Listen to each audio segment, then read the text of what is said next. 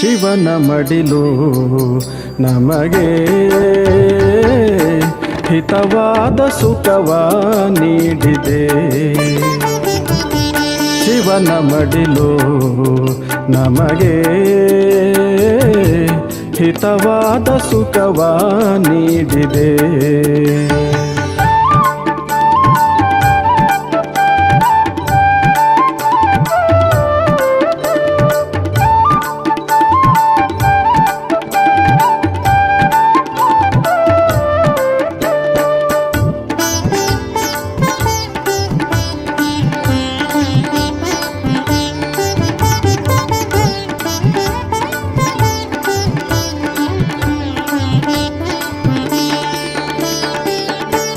ಕಾರಿರುಳ ರಾತ್ರಿಯಲ್ಲಿ ನೆಲೆಯಿಲ್ಲದೆ ಅಲೆಯುತ್ತಿರೋ ವೇಳೆಯಲ್ಲಿ ಪ್ರಭೆ ತೋರಿದೆ. ಕಾರಿರುಳ ರಾತ್ರಿಯಲ್ಲಿ ನೆಲೆಯಿಲ್ಲದೆ ಅಲೆಯುತ್ತಿರೋ ವೇಳೆಯಲ್ಲಿ ಪ್ರಭೆ ತೋರಿದೆ. ಅರಿವನ್ನು ತುಂಬಿ ತುಂಬಿ ಗುರಿ ತೋರಿದೆ. ಅರಿವನ್ನು ತುಂಬಿ ತುಂಬಿ ಗುರಿ ತೋರಿದೆ. ಶಿವನೊಲುಮೆಯ ಭಾಗ್ಯವು ನಮ್ಮದೇ. ಶಿವನ ಮಡಿಲು ನಮಗೆ ಹಿತವಾದ ಸುಖವ ನೀಡಿದೆ. ಶಿವನ ಮಡಿಲು ನಮಗೆ ಹಿತವಾದ ಸುಖವ ನೀಡಿದೆ.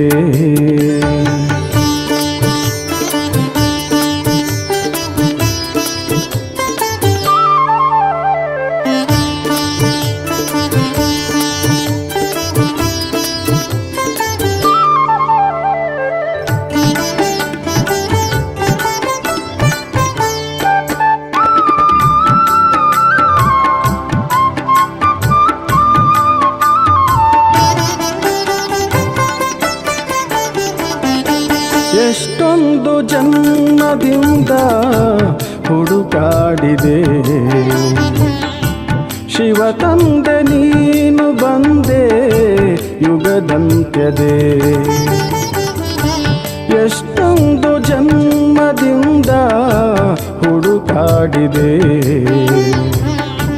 ಶಿವ ತಂದೆ ನೀನು ಬಂದೆ ಯುಗದಂತ್ಯದೆ. ಜೀವನವ ಪಾವನಮಯವ ನೀ ಮಾಡಿದೆ. ಜೀವನವ ಪಾವನಮಯವ ನೀ ಮಾಡಿದೆ. ನವ ಸೃಷ್ಟಿಗೆ ನಮ್ಮನ್ನು ನಡೆಸಿಹೇ. ಶಿವನ ಮಡಿಲು ನಮಗೆ ಹಿತವಾದ ಸುಖವ ನೀಡಿದೆ. ಶಿವನ ಮಡಿಲು ನಮಗೆ ಹಿತವಾದ ಸುಖವ ನೀಡಿದೆ.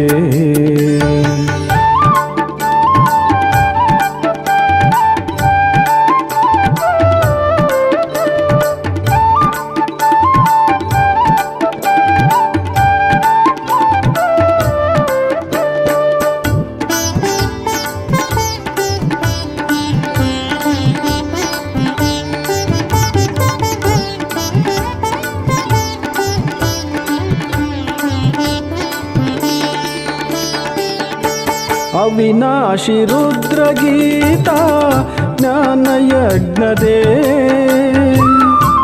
ಹಳೆಯ ಈ ಜಗದ ಸ್ವಾಹ ಸನ್ಮುಖವಿದೆ. ಅವಿನಾಶಿ ರುದ್ರಗೀತ ಜ್ಞಾನಯಜ್ಞದೇ. ಹಳೆಯ ಈ ಜಗದ ಸ್ವಾಹ ಸನ್ಮುಖವಿದೆ. ಮೊಳಗುತ್ತಿದೆ ಶಂಖಧ್ವನಿಯು ಜಯ ಘೋಷವು. ಮೊಳಗುತ್ತಿದೆ ಶಂಖಧ್ವನಿಯು ಜಯ ಘೋಷವು ದೇವ ಪದವಿ ಯೋಗದ ಸಿದ್ಧಿಯೋ ಶಿವನ ಮಡಿಲು ನಮಗೆ ಹಿತವಾದ ಸುಖವ ನೀಡಿದೆ ಶಿವನ ಮಡಿಲು ನಮಗೆ ಹಿತವಾದ ಸುಖವ ನೀಡಿದೆ ಹಿತವಾದ ಸುಖವ ನೀಡಿದೆ ಹಿತವಾದ ಸುಖವ ನೀಡಿದೆ.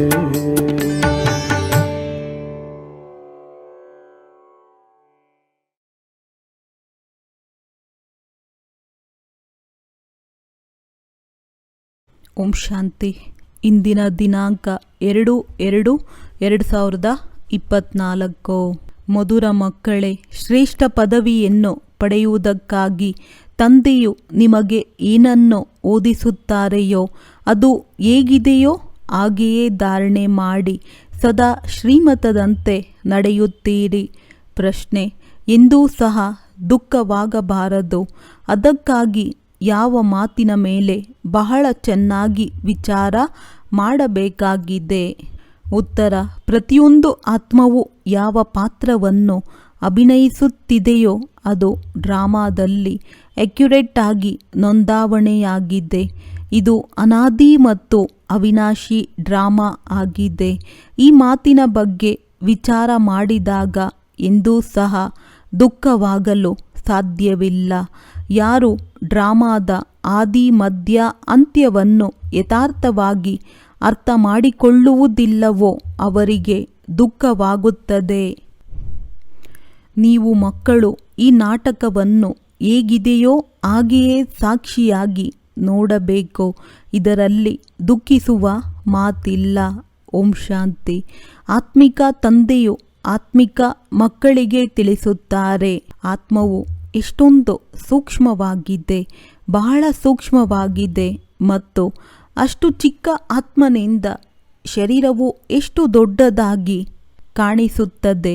ಈ ಸೂಕ್ಷ್ಮ ಆತ್ಮವು ಶರೀರದಿಂದ ಬೇರೆಯಾಗಿ ಬಿಡುತ್ತದೆ ಎಂದರೆ ಮತ್ತೇನನ್ನೂ ಸಹ ನೋಡಲು ಸಾಧ್ಯವಿಲ್ಲ. ಆತ್ಮದ ಬಗ್ಗೆ ವಿಚಾರ ಮಾಡಲಾಗುತ್ತದೆ. ಇಷ್ಟು ಚಿಕ್ಕ ಬಿಂದು ಎಂತೆಂತಹ ಕೆಲಸ ಮಾಡುತ್ತದೆ, ಹೇಗೆ ಮ್ಯಾಗ್ನಿಫೈ ಗ್ಲಾಸ್ನಿಂದ ಚಿಕ್ಕ ಚಿಕ್ಕ ವಜ್ರಗಳನ್ನು ಅದರಲ್ಲಿ ಯಾವುದೇ ಕಲೆಯಂತೂ ಇಲ್ಲವೇ ಎಂದು ನೋಡುತ್ತಾರೆ. ಅಂದಾಗ ಆತ್ಮವು ಇಷ್ಟೊಂದು ಸೂಕ್ಷ್ಮವಾಗಿದೆ. ಹೇಗೆ ಮ್ಯಾಗ್ನಿಫೈ ಗ್ಲಾಸ್ನಿಂದ ನೋಡುತ್ತೀರಿ ಹಾಗೆಯೇ ಈ ಆತ್ಮವು ಎಲ್ಲಿರುತ್ತದೆ, ಏನು ಸಂಬಂಧವಿದೆ?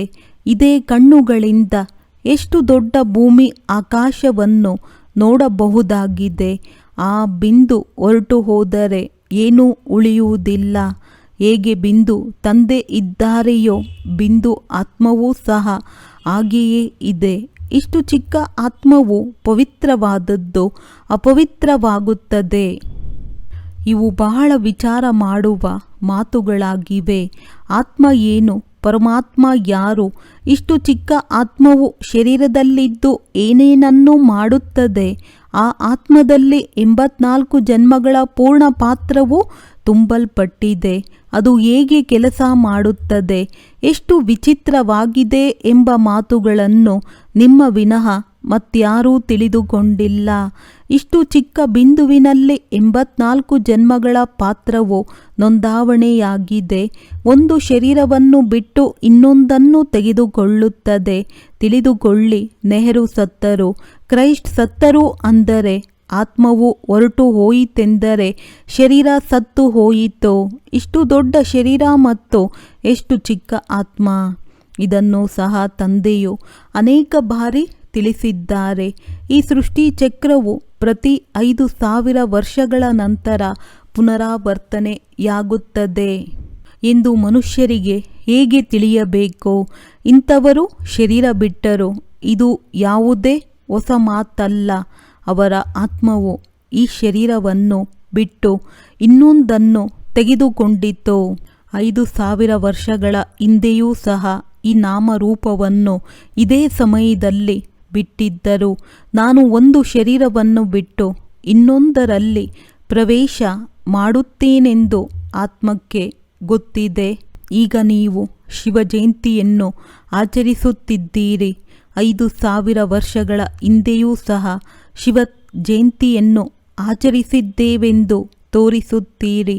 ಪ್ರತಿ 5000 ವರ್ಷಗಳ ನಂತರ ಶಿವ ಜಯಂತಿ ಯಾವುದು ವಜ್ರ ಸಮಾನವಾಗಿದೆಯೋ ಅದನ್ನು ಆಚರಿಸುತ್ತಲೇ ಇರುತ್ತಾರೆ. ಇವು ಸತ್ಯ ಮಾತುಗಳಾಗಿವೆ. ಇದಕ್ಕೆ ನೀವು ಹೇಳುತ್ತೀರಿ ಇದು ಹೊಸ ಮಾತೇನಲ್ಲ. ಇತಿಹಾಸವು ಅಥವಾ ಚರಿತ್ರೆಯು ಪುನರಾವರ್ತನೆಯಾಗುತ್ತದೆ. 5000 ವರ್ಷಗಳ ನಂತರ ಯಾರೆಲ್ಲ ಪಾತ್ರಧಾರಿಗಳಿದ್ದಾರೆಯೋ ಅವರು ತಮ್ಮ ಶರೀರವನ್ನು ಪಡೆಯುತ್ತಾರೆ. ಒಂದು ನಾಮ, ರೂಪ, ದೇಶ, ಕಾಲವನ್ನು ಬಿಟ್ಟು ಇನ್ನೊಂದನ್ನು ತೆಗೆದುಕೊಳ್ಳುತ್ತಾರೆ. ಇದರ ಬಗ್ಗೆ ವಿಚಾರ ಸಾಗರ ಮಂಥನ ಮಾಡಿ ಈ ರೀತಿ ಬರೆಯಬೇಕು. ಅದನ್ನು ಮೊದಲು ಎಂದಾದರೂ ಮಿಲನ ಮಾಡಿದ್ದೀರಾ? ಇಷ್ಟು ಚಿಕ್ಕ ಆತ್ಮನೊಂದಿಗೆ ಕೇಳಲಾಗುತ್ತದೆ ಎಲ್ಲವೇ? ನೀವು ಈ ನಾಮ ರೂಪದಲ್ಲಿ ಮೊದಲು ಎಂದಾದರೂ ಮಿಲನ ಮಾಡಿದ್ದೀರಾ? ಆತ್ಮವು ಕೇಳಿತು. ಅನೇಕರು ಹೇಳುತ್ತಾರೆ, ಹೌದು ಬಾಬಾ, ತಮ್ಮೊಂದಿಗೆ ಕಲ್ಪದ ಹಿಂದೆಯೂ ಮಿಲನ ಮಾಡಿದ್ದೆವು. ಇಡೀ ನಾಟಕದ ಪಾತ್ರವು ಬುದ್ಧಿಯಲ್ಲಿದೆ. ಹೇಗೆ? ಆ ಅಲ್ಪಕಾಲದ ನಾಟಕವು ಬಹಳ ಅಕ್ಯುರೇಟ್ ಆಗಿದೆ. ಇದರಲ್ಲಿ ಸ್ವಲ್ಪವೂ ಅಂತರವಾಗುವುದಿಲ್ಲ. ಹೇಗೆ? ಆ ಅಲ್ಪಕಾಲದ ಬಯೋಸ್ಕೋಪನ್ನು ಯಂತ್ರದಿಂದ ನಡೆಸಿ ತೋರಿಸುತ್ತಾರೆ. ಅದರಲ್ಲಿ 2-4 ರೋಲ್ಗಳು ಇರಬಹುದು. ಅವು ಸುತ್ತುತ್ತಿರುತ್ತವೆ. ಇದಂತೂ ಅನಾದಿ ಅವಿನಾಶಿ ಒಂದೇ ಬೇಹದ್ದಿನ ನಾಟಕವಾಗಿದೆ. ಇದರಲ್ಲಿ ಎಷ್ಟು ಜನ್ಮಗಳ ಎಷ್ಟು ದೊಡ್ಡ ಚಲನಚಿತ್ರದ ರೋಲ್ ಇರಬಹುದು. ಇದು ಸಹ ಸೃಷ್ಟಿಯಾಗಿದೆ. ಇದು ಯಾರ ಬುದ್ಧಿಯಲ್ಲಿ ಕುಳಿತುಕೊಳ್ಳುತ್ತದೆ? ಇದಂತೂ ಆ ಸ್ಥೂಲ ರೆಕಾರ್ಡ್ ಥರವೇ ಇದೆ. ಬಹಳ ವಿಚಿತ್ರವಾಗಿದೆ. 84 ಲಕ್ಷ ಜನ್ಮಗಳಂತೂ ಇರಲು ಸಾಧ್ಯವಿಲ್ಲ. ಇದು 84ರ ಚಕ್ರವೇ ಆಗಿದೆ. ಇದರ ಪರಿಚಯವನ್ನು ಹೇಗೆ ಕೊಡುವುದು? ಪತ್ರಕರ್ತರಿಗೂ ಸಹ ತಿಳಿಸಿದಾಗ ಅವರು ಪತ್ರಿಕೆಯಲ್ಲಿ ಹಾಕುತ್ತಾರೆ. ಕಾದಂಬರಿಯಲ್ಲಿಯೂ ಸಹ ಪದೇ ಪದೇ ಹಾಕಬಹುದು. ತಾವು ಈ ಸಂಗಮಯುಗದ ಸಮಯದ ಮಾತುಗಳನ್ನೇ ಆಡುತ್ತೇವೆ. ಸತ್ಯಯುಗದಲ್ಲಂತೂ ಈ ಮಾತುಗಳಿರುವುದಿಲ್ಲ, ಅಥವಾ ಕಲಿಯುಗದಲ್ಲಿಯೂ ಇರುವುದಿಲ್ಲ. ಪ್ರಾಣಿ, ಪಕ್ಷಿ ಮೊದಲಾದವುಗಳೆಲ್ಲವನ್ನು 5000 ವರ್ಷಗಳ ನಂತರ ನೋಡಲಾಗುತ್ತದೆ. ವ್ಯತ್ಯಾಸವಾಗುವುದಿಲ್ಲ. ಡ್ರಾಮಾದಲ್ಲಿ ಪೂರ್ಣ ನಿಗದಿತವಾಗಿದೆ. ಸತ್ಯಯುಗದಲ್ಲಿ ಪ್ರಾಣಿಗಳು ಬಹಳ ಸುಂದರವಾಗಿರುತ್ತವೆ. ಪೂರ್ಣ ವಿಶ್ವದ ಇತಿಹಾಸ, ಭೂಗೋಳ ಪುನರಾವರ್ತನೆಯಾಗುತ್ತದೆ. ಹೇಗೆ ಡ್ರಾಮಾದಲ್ಲಿ ನೊಣ ಹಾರಿ ಹೋಗುವುದೂ ಸಹ ಶೂಟಿಂಗ್ ಆಗುತ್ತದೆ. ಅದು ಪುನರಾವರ್ತನೆಯಾಗುತ್ತದೆ. ಈಗ ನಾವು ಚಿಕ್ಕ ಚಿಕ್ಕ ಮಾತುಗಳ ಬಗ್ಗೆ ವಿಚಾರ ಮಾಡುವುದಿಲ್ಲ. ಮೊದಲು ತಂದೆಯು ಸ್ವಯಂ ತಿಳಿಸುತ್ತಾರೆ, ನಾನು ಕಲ್ಪ ಸಂಗಮ ಯುಗದಲ್ಲಿ ಈ ಭಾಗ್ಯಶಾಲಿ ರಥದಲ್ಲಿ ಬರುತ್ತೇನೆ. ಆತ್ಮವೇ ಹೇಳುತ್ತದೆ, ಹೇಗೆ ಬರುತ್ತೇನೆ? ಇಷ್ಟು ಚಿಕ್ಕ ಬಿಂದುವಾಗಿದ್ದೇನೆ. ಅವರಿಗೆ ಜ್ಞಾನಸಾಗರ ಎಂದು ಹೇಳಲಾಗುತ್ತದೆ. ಈ ಮಾತುಗಳನ್ನು ನೀವು ಮಕ್ಕಳಲ್ಲಿಯೂ ಯಾರು ಬುದ್ಧಿವಂತರಿದ್ದಾರೆಯೋ ಅವರೇ ತಿಳಿದುಕೊಳ್ಳುತ್ತಾರೆ. ಪ್ರತಿ 5000 ವರ್ಷಗಳ ನಂತರ ನಾನು ಬರುತ್ತೇನೆ. ಇದು ಎಷ್ಟು ಅಮೂಲ್ಯವಾದ ವಿದ್ಯೆಯಾಗಿದೆ.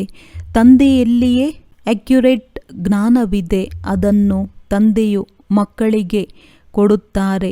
ನಿಮ್ಮನ್ನು ಯಾರಾದರೂ ಸತ್ಯಯುಗದ ಆಯಸ್ಸು ಎಷ್ಟು ಎಂದು ಕೇಳಿದರೆ 1250 ವರ್ಷಗಳೆಂದು ಹೇಳುತ್ತೀರಿ. ಒಂದು ಜನ್ಮದ ಆಯಸ್ಸು 150 ವರ್ಷವಿರುತ್ತದೆ. ಎಷ್ಟು ಪಾತ್ರವನ್ನು ಅಭಿನಯಿಸುತ್ತೇವೆ. ಬುದ್ಧಿಯಲ್ಲಿ ಪೂರ್ಣ ಚಕ್ರವು ತಿರುಗುತ್ತದೆ. ನಾವು 84 ಜನ್ಮಗಳನ್ನು ತೆಗೆದುಕೊಳ್ಳುತ್ತೇವೆ. ಪೂರ್ಣ ಸೃಷ್ಟಿಯು ಈ ರೀತಿ ಚಕ್ರದ ರೂಪದಲ್ಲಿ ತಿರುಗುತ್ತಿರುತ್ತದೆ. ಇದು ಅನಾದಿ ಅವಿನಾಶಿ ಮಾಡಲ್ಪಟ್ಟ ನಾಟಕವಾಗಿದೆ. ಇದು ಹೊಸದಾಗಿ ಜೋಡಣೆಯಾಗುವುದಿಲ್ಲ. ಗಾಯನವೂ ಇದೆ. ಏನು ಆಗುವುದಿದೆಯೋ ಅದೇ ಆಗುತ್ತದೆ. ಅದಕ್ಕಾಗಿ ಚಿಂತೆ ಏಕೆ ಮಾಡುವುದು? ಡ್ರಾಮಾದಲ್ಲಿ ನಿಗದಿತವಾಗಿದೆ ಅಂದಾಗ ಸಾಕ್ಷಿಯಾಗಿ ನೋಡಬೇಕು. ಆ ಡ್ರಾಮಾದಲ್ಲಿಯೂ ಯಾವುದೇ ಇಂತಹ ದುಃಖದ ಪಾತ್ರವಿದ್ದರೆ, ಬಲಹೀನ ಮನಸ್ಸುಳ್ಳವರಿದ್ದರೆ ಅದನ್ನು ನೋಡಿ ಅಳುತ್ತಾರೆ. ಇದು ನಾಟಕವಲ್ಲವೇ? ಇದು ವಾಸ್ತವಿಕವಾಗಿದೆ. ಇದರಲ್ಲಿ ಪ್ರತಿಯೊಂದು ಆತ್ಮವು ಪಾತ್ರವನ್ನಭಿನಯಿಸುತ್ತದೆ. ನಾಟಕವು ಎಂದೂ ಸಮಾಪ್ತಿಯಾಗುವುದಿಲ್ಲ. ಇದರಲ್ಲಿ ಅಳುವ, ಮುನಿಸಿಕೊಳ್ಳುವ ಮಾತಿಲ್ಲ. ಅಂದ ಮೇಲೆ ಇದೇನು ಹೊಸ ಮಾತಲ್ಲ. ಯಾರು ಡ್ರಾಮಾದ ಆದಿ ಮಧ್ಯ ಅಂತ್ಯವನ್ನು ಅನುಭೂತಿ ಮಾಡುವುದಿಲ್ಲವೋ ಅವರಿಗೆ ದುಃಖವಾಗುತ್ತದೆ. ಇದು ಸಹ ನೀವು ಮಕ್ಕಳು ತಿಳಿದುಕೊಂಡಿದ್ದೀರಿ. ಈ ಸಮಯದಲ್ಲಿ ನಾವು ಈ ಜ್ಞಾನದಿಂದ ಯಾವ ಪದವಿಯನ್ನು ಪಡೆಯುತ್ತೇವೆಯೋ ಚಕ್ರ ಸುತ್ತಿ ನಂತರ ಅದೇ ಆಗುತ್ತೇವೆ. ಇದು ಬಹಳ ಆಶ್ಚರ್ಯವಾಗಿ ವಿಚಾರ ಸಾಗರ ಮಂಥನ ಮಾಡುವ ಮಾತುಗಳಾಗಿವೆ. ಯಾವುದೇ ಮನುಷ್ಯರು ಈ ಮಾತುಗಳನ್ನು ತಿಳಿದುಕೊಂಡಿಲ್ಲ. ಋಷಿ ಮುನಿಗಳೂ ಸಹ ಹೇಳುತ್ತಿದ್ದರು, ನಾವು ರಚಯಿತ ಮತ್ತು ರಚನೆಯನ್ನು ತಿಳಿದುಕೊಂಡಿಲ್ಲ. ರಚಯಿತನು ಇಷ್ಟು ಚಿಕ್ಕ ಬಿಂದುವೆಂದು ಅವರಿಗೇನು ಗೊತ್ತು? ಅವರೇ ಹೊಸ ಸೃಷ್ಟಿಯ ರಚಯಿತನಾಗಿದ್ದಾರೆ. ನೀವು ಮಕ್ಕಳಿಗೆ ಓದಿಸುತ್ತಾರೆ. ಜ್ಞಾನದ ಸಾಗರನಾಗಿದ್ದಾರೆ. ಈ ಮಾತುಗಳನ್ನು ನೀವು ಮಕ್ಕಳೇ ತಿಳಿಸಿಕೊಡುತ್ತೀರಿ. ನಾವು ತಿಳಿದುಕೊಂಡಿಲ್ಲವೆಂದು ನೀವು ಹೇಳುವುದಿಲ್ಲ. ನಿಮಗೆ ತಂದೆಯು ಈ ಸಮಯದಲ್ಲಿ ಎಲ್ಲವನ್ನೂ ತಿಳಿಸುತ್ತಾರೆ. ನೀವು ಯಾವುದೇ ಮಾತಿನಲ್ಲಿ ದುಃಖ ಪಡುವ ಅವಶ್ಯಕತೆ ಇಲ್ಲ. ಸದಾ ಹರ್ಷಿತರಾಗಿರಬೇಕು. ಈ ಡ್ರಾಮಾದ ರೀಲ್ ಉಪಯೋಗಿಸುತ್ತಾ ಸವೆದು ಹಳೆಯದಾದ ನಂತರ ಬದಲಾಯಿಸುತ್ತಾರೆ.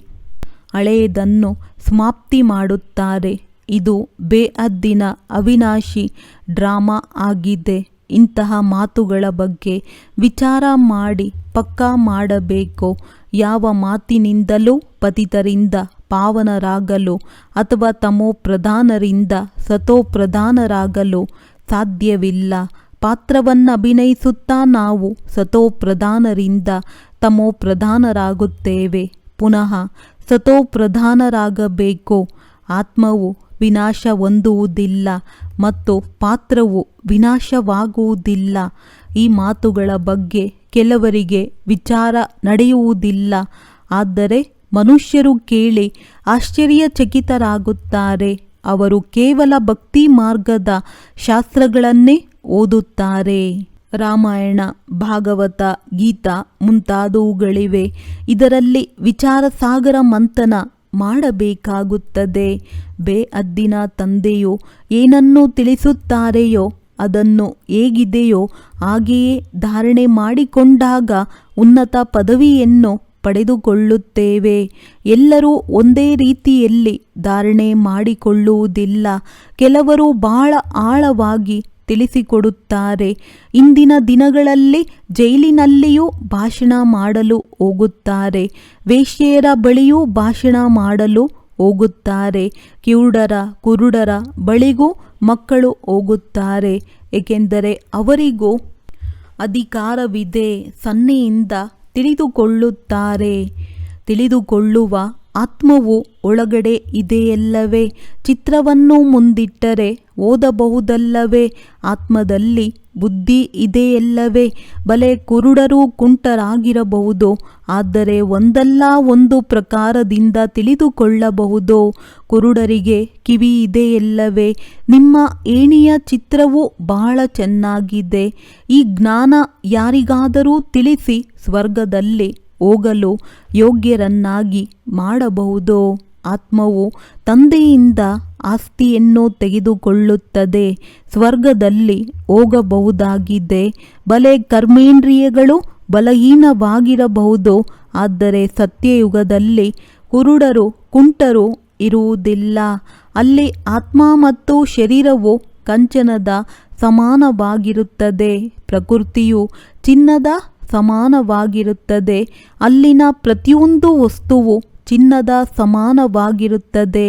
ಇದು ಸಹ ಡ್ರಾಮಾದಲ್ಲಿ ಮಾಡಲ್ಪಟ್ಟಿರುತ್ತದೆ. 1 ಸೆಕೆಂಡಿನ ತರಹ ಮತ್ತೊಂದು ಸೆಕೆಂಡ್ ಸಿಗುವುದಿಲ್ಲ, ಸ್ವಲ್ಪವಾದರೂ ವ್ಯತ್ಯಾಸವಿರುತ್ತದೆ. ಇಂತಹ ಡ್ರಾಮಾವನ್ನು ಸಾಕ್ಷಿಯಾಗಿ ನೋಡಬೇಕು. ಈ ಜ್ಞಾನವು ನಿಮಗೆ ಈಗ ಸಿಗುತ್ತದೆ, ಮತ್ತೆಂದೂ ಸಿಗುವುದಿಲ್ಲ. ಮೊದಲು ಈ ಜ್ಞಾನವಿರುವುದಿಲ್ಲ. ಇದು ಅನಾದಿ ಅವಿನಾಶಿ ಮಾಡಲ್ಪಟ್ಟ ಡ್ರಾಮಾ ಆಗಿದೆ ಎಂದು ಹೇಳಲಾಗುತ್ತದೆ.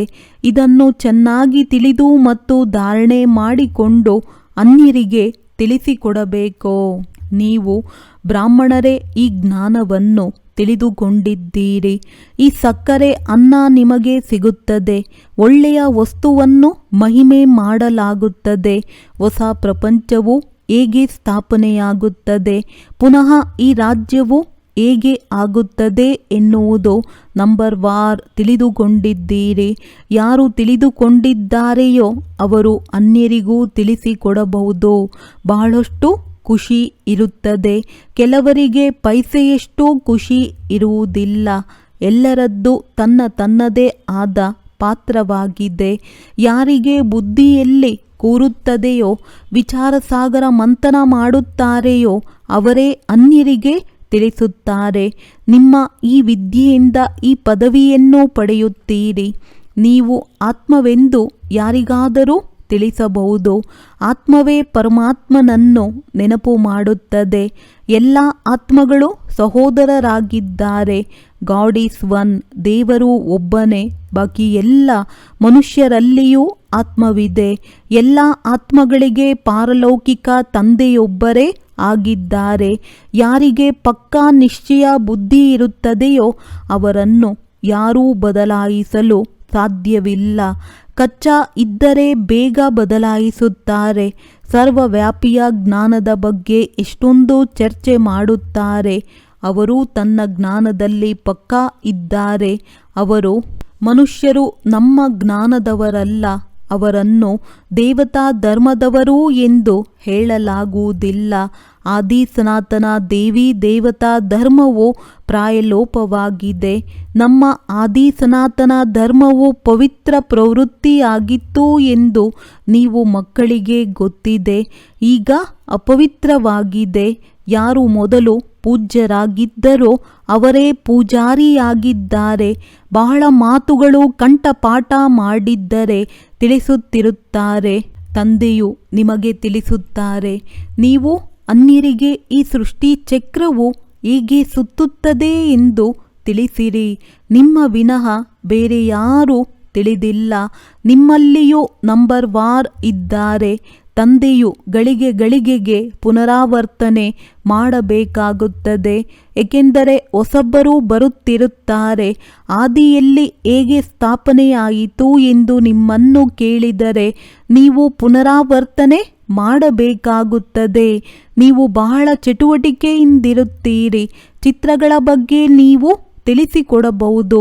ಆದರೆ ಜ್ಞಾನದ ಧಾರಣೆಯು ಎಲ್ಲರಿಗೂ ಏಕರಸವಾಗಿ ಆಗುವುದಿಲ್ಲ. ಇದರಲ್ಲಿ ಜ್ಞಾನವೂ ಬೇಕು, ಯೋಗವೂ ಬೇಕು, ಧಾರಣೆಯೂ ಬೇಕು. ಸತೋಪ್ರಧಾನರಾಗಲು ತಂದೆಯನ್ನು ಅವಶ್ಯವಾಗಿ ನೆನಪು ಮಾಡಬೇಕು. ಕೆಲವು ಮಕ್ಕಳಂತೂ ತನ್ನ ಕೆಲಸ ಕಾರ್ಯಗಳಲ್ಲಿ ತತ್ಪರರಾಗಿರುತ್ತಾರೆ.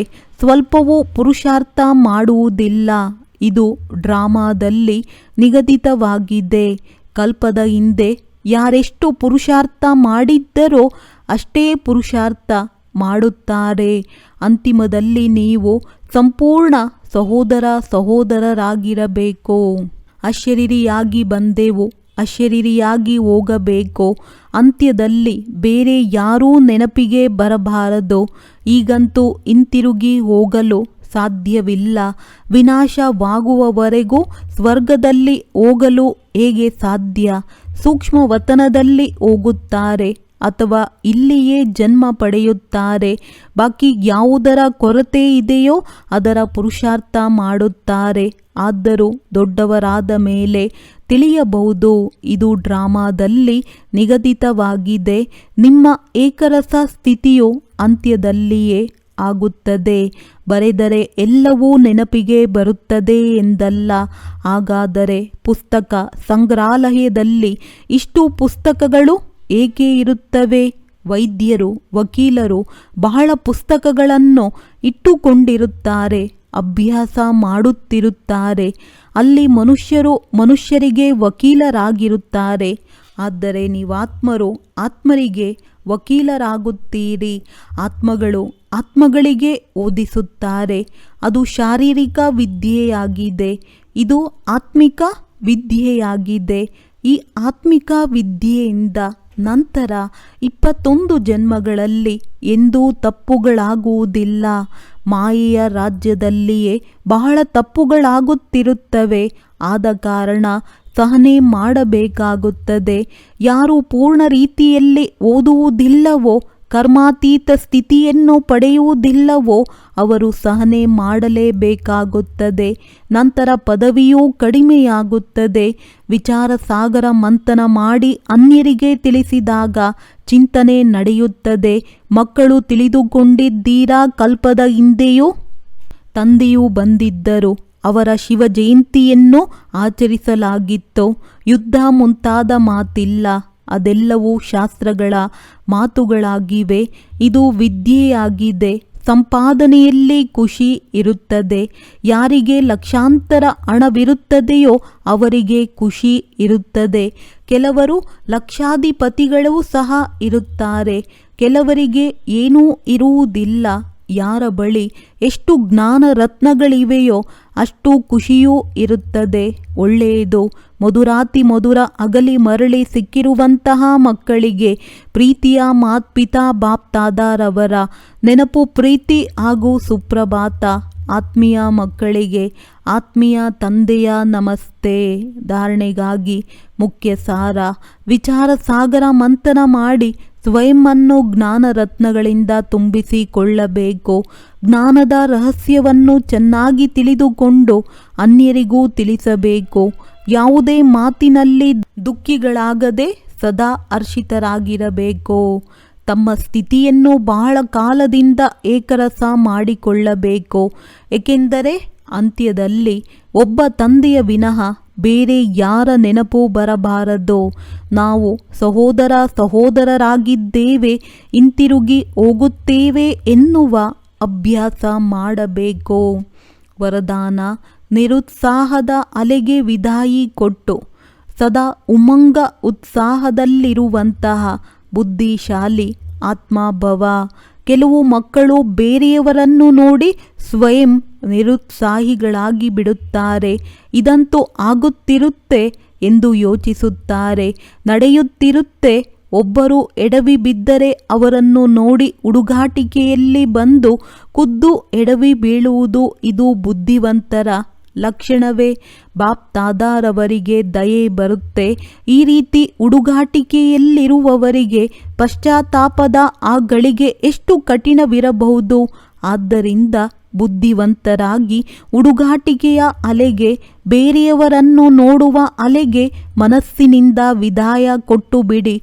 ಬೇರೆಯವರನ್ನು ನೋಡಬೇಡಿ, ತಂದೆಯನ್ನು ನೋಡಿ. ಸ್ಲೋಗನ್: ವಾರಿಸ್ ಕ್ವಾಲಿಟಿ ತಯಾರು ಮಾಡಿ, ಆಗ ಪ್ರತ್ಯಕ್ಷತೆಯ ನಗಾರಿ ಬಾರಿಸುತ್ತದೆ. ಒಳ್ಳೆಯದು.